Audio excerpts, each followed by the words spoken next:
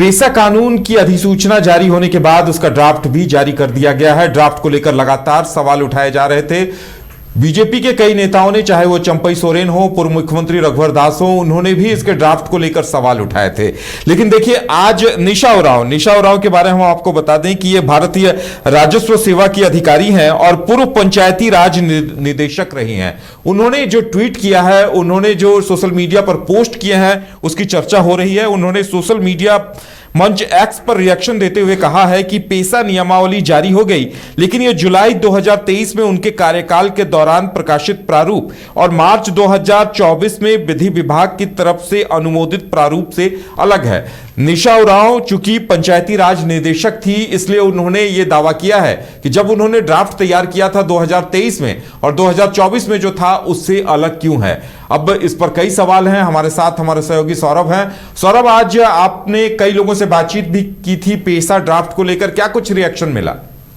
जी बिल्कुल, देखिए झारखंड में जिसे कह सकते हैं कि झारखंड के लोगों का या तो कहें विपक्षी पार्टियों का बस यही सवाल था कि पेसा नियमावली को जब कैबिनेट से मंजूरी मिली थी, उसके बाद विपक्षी पार्टियां लगातार सरकार से यही सवाल कर रही थी कि पेसा ड्राफ्ट को सार्वजनिक किया जाए कि आखिर संशोधन की बात जो सरकार की ओर से किए जा रहे हैं उनमें किन किन प्रकार के संशोधन किए गए हैं, क्या ग्राम सभाओं को उनका जो कह सकते हैं कि सम्मान है, उनका जो अधिकार है वो दिया गया है कि नहीं, जो रूढ़िवादी परंपरा है उसे बरकरार रखा गया है कि नहीं। आखिरकार बीते दिन राज्य सरकार की ओर से, पंचायती राज विभाग की ओर से पेसा प्रारूप को पूरे तरीके से अधिसूचित किया गया, यानी कि साफ शब्दों में समझे तो सार्वजनिक किया गया कि लोग अब इसे पढ़ के समझ सकते हैं। आज हमने कई ऐसे जानकारों से बातचीत की है जो झारखंड को अच्छे से समझते हैं, ग्राम सभाओं की जानकारी रखते हैं, पेसा नियमावली को समझते हैं, 1996 का जो पेसा नियमावली है उसकी जानकारी रखते हैं, वो जो विशेषज्ञ हैं उनसे हमने बातचीत की है। तो उन्होंने कहा है कि बीते दिन ही ये पेसा नियमावली पूरे तरीके से सार्वजनिक किया गया है, 1-2 दिनों का वक्त उन्हें और चाहिए, तब जाके जो जितने भी मूल बातें हैं, जो प्रमुख बातें हैं, उसका वो स्पष्टीकरण या तो फिर उसे साफ शब्दों में आम लोगों के लिए समझा पाएंगे। लेकिन सरकार ने तो सार्वजनिक कर दिया है। विपक्ष अब बीते दिन से ही सरकार पर हमला है। विपक्ष साफ तौर पे कर रहा है कि ये आदिवासियों की परंपराओं और रूढ़िवादी जो परंपरा है उसके साथ खिलवाड़ किया गया है हेमंत सोरेन सरकार के द्वारा।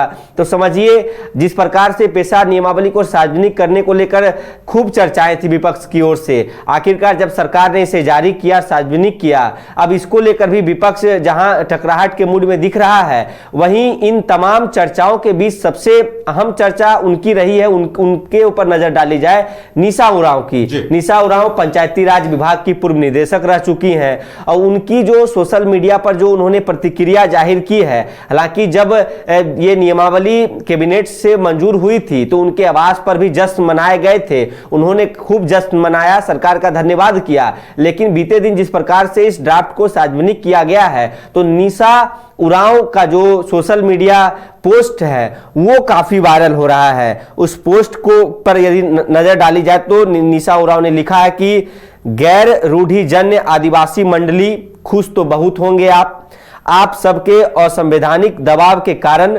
नियमावली में मूल बदलाव दिख रहा है, लेकिन इसी षड्यंत्र का अब पूरे राज्य के सामने खुलासा होगा, कमर कस लीजिए।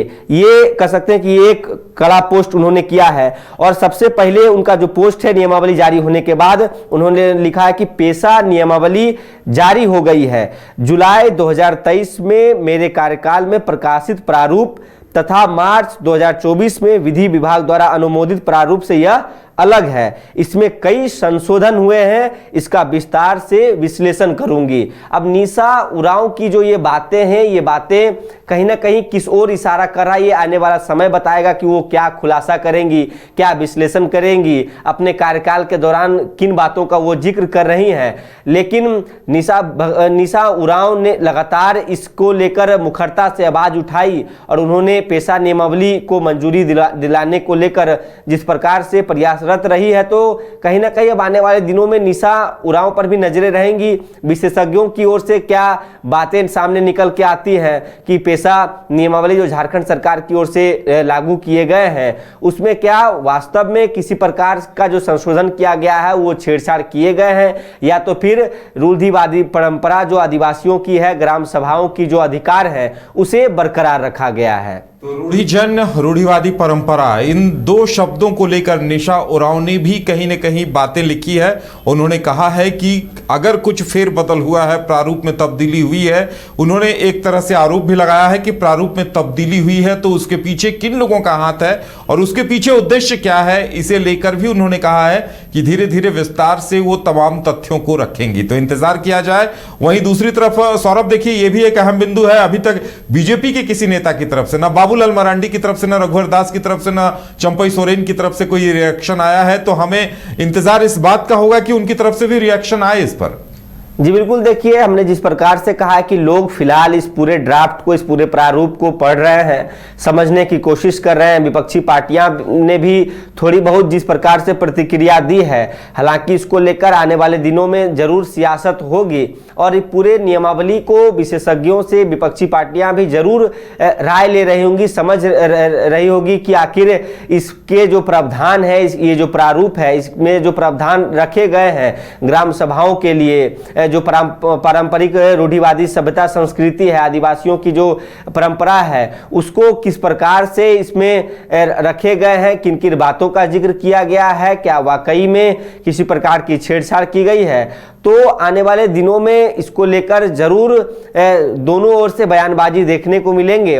विपक्षी पार्टियों की प्रतिक्रिया का तो इंतजार रहेगा, लेकिन सरकार ने अपना स्टैंड पूरे तरीके से क्लियर कर दिया है और जिस प्रकार से लगातार इसकी मांग की जा रही थी कि सार्वजनिक किए जाए पेशा प्रारूप, उसे हेमंत सोरेन सरकार ने बीते दिन ही सार्वजनिक कर अपनी मंशा क्लियर कर दी है। जी चलिए, तो इंतजार किया जाए कि इस पर आगे क्या कुछ आता है और विपक्ष के नेताओं की तरफ से क्या कुछ रिएक्शन आता है, इसका भी हमें इंतजार रहेगा।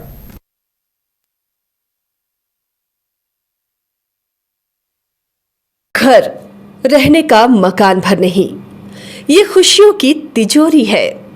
दरवाजे पर दस्तक देता पड़ोस, खिड़कियों से उमड़ आता आसमां, तारों में उलझी ऐसी ना जाने कितनी दास्तां। कहती हैं चले डायमंड सिटी, एक सफर हम सफर के साथ अपने घर तक। Diamond city, life long bonding, 500 से ज्यादा खुशहाल डायमंड परिवार। जल्दी करें, सिर्फ 200 फ्लैट बाकी। आज ही बुक करें अपना आशियाना।